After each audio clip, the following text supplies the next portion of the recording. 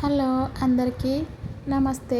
Welcome back to my channel Bhagyalakshmi vlogs. నేను మీ Bhagyalakshmi. Sweet పునుగులు అండి, గోధుమ పిండితో చేసుకునేటివి. చాలా హెల్దీ అండ్ టేస్టీ ఈవినింగ్ స్నాక్స్కి చాలా బాగుంటాయి. పిల్లలైతే చాలా ఇష్టంగా తింటారండి. మా చిన్న బాబు ఫేవరెట్ రెసిపీ ఇది. ఒక కప్పు గోధుమ పిండి తీసుకొని హాఫ్ కప్పు షుగర్ తీసుకోవాలండి. దాంట్లో సగం తీసుకోవాలి, షుగర్ సరిపోతుంది. కొంచెం చిటికెడు సాల్ట్, కొంచెం వంట సోడా వేసుకొని కొద్దిగా వాటర్ పోసుకుంటూ బజ్జీల పిండిలాగా కలుపుకోవాలండి.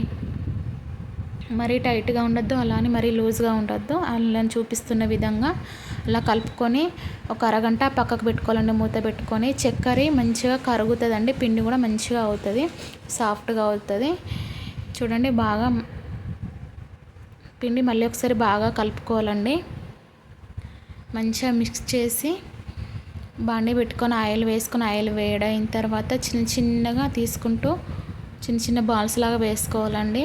పిండి దాంట్లో చిన్న పునుగులాగా వేసుకోవాలి.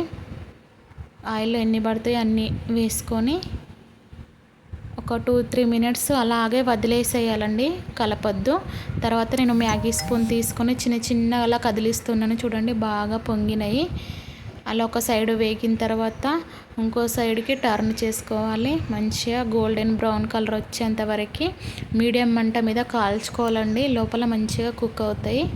టేస్ట్ కూడా చాలా టేస్టీగా ఉంటాయి. పిల్లలైతే చాలా ఎంజాయ్ చేస్తూ తింటారండి. సేమ్ అలాగే మళ్ళీ చిన్నగా పునుగులు వేసుకోవాలి, స్వీట్ పునుగులు. అంతే, టేస్టీ స్వీట్ పునుగులు, గోధుమ పిండితో చేసిన పునుగులు రెడీ. చూడండి ఎంత బాగున్నాయో.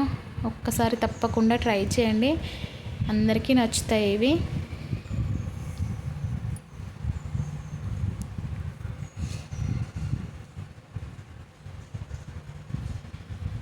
చాలా టేస్టీగా, చాలా క్విక్గా, త్వరగా చేసుకోవచ్చు. మనకు స్వీట్ తినాలి అనిపించినప్పుడు మాత్రం ఈజీ ప్రాసెస్, త్వరగా అయిపోతే టేస్ట్ కూడా చాలా బాగుంటాయి.